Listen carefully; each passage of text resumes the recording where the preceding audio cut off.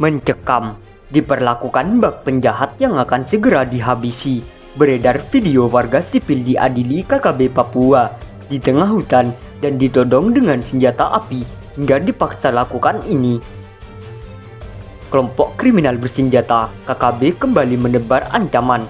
Dikutip Great dari Kompas.com sebelumnya, beberapa hari lalu KKB Papua baru saja melakukan pembantaian di Kampung Nonggolait, Kabupaten Nduga.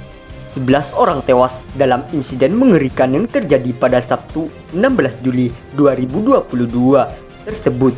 Diketahui pembantaian tersebut dipimpin oleh Eganus Kogoya dan seorang pecatan TNI yang kini sedang menjadi buron.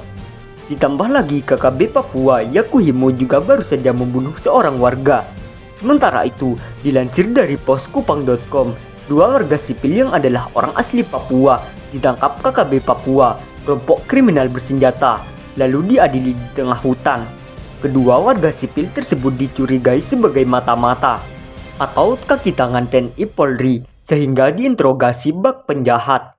Fakta tersebut kini viral di media sosial. Kedua warga sipil itu ditangkap dan diinterogasi secara terpisah di 2 tempat yang berbeda di hutan Bumi Cendrawasih.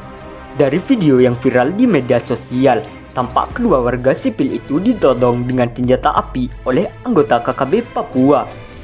Di bawah todongan senjata, warga sipil itu dicecer dengan berbagai pertanyaan. Arahnya adalah apakah warga sipil itu memberikan informasi ke TNI Polri tentang keberadaan KKB di tengah hutan. Pemandangan lainnya adalah interogasi itu tak hanya dilakukan satu orang, tetapi oleh semua anggota KKB yang hadir di tempat tersebut. Bahkan dalam proses tersebut, warga yang ditangkap seakan digempur habis-habisan oleh kelompok separatis Papua. Tak hanya itu, semua barang bawaan warga sipil itu diperiksa satu persatu. Bahkan di bawah tekanan KKB, warga itu dipaksa untuk mengakui perbuatannya sebagai informan TNI Polri.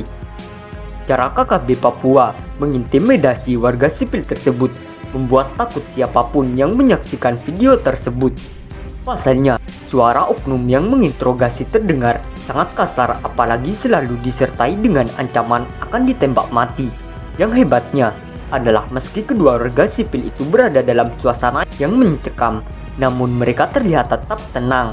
Raut wajahnya sama sekali tidak memperlihatkan kalau keduanya takut menghadapi perlakuan anggota KKB tersebut. Hanya saja dalam video viral tersebut, tak ada penjelasan sama sekali tentang di mana peristiwa ini terjadi. Tak disebutkan pula kelompok KKB mana yang berani-beraninya mengadili dan menghakimi warga sipil secara bersepihak itu. Hal yang memiriskan hati adalah anggota KKB Papua itu sepertinya hanya berani dengan warga yang tak bersenjata. Karena walau tanpa senjata, warga sipil itu diperlakukan bak penjahat yang akan disegera dihabisi. Apalagi suasana interogasi itu berlangsung di tengah hutan. Dari video yang viral itu tampak jelas betapa suasana di lokasi kejadian ada di wilayah pedalaman Papua. Pasalnya, yang tampak hanyalah hutan belukar dengan barisan gunung gemunung serta lembah dan ngarai di sekitarnya. Di lokasi itu juga terdapat ruas jalan yang belum diaspal.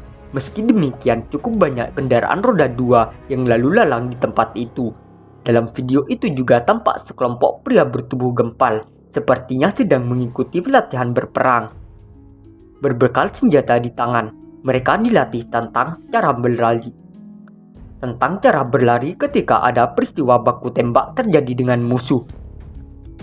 Selama ini musuh utama KKB Papua adalah prajurit TNI Polri. Namun jika yang diincar tak kunjung dilumpuhkan, maka kelompok pengacau itu melampiaskannya emosinya kepada warga. Warga sipil yang diincar adalah aparat sipil negara, bidan, dokter, perawat, guru pekerja tambang, maupun buruh bangunan, serta tukang ojek dan lainnya.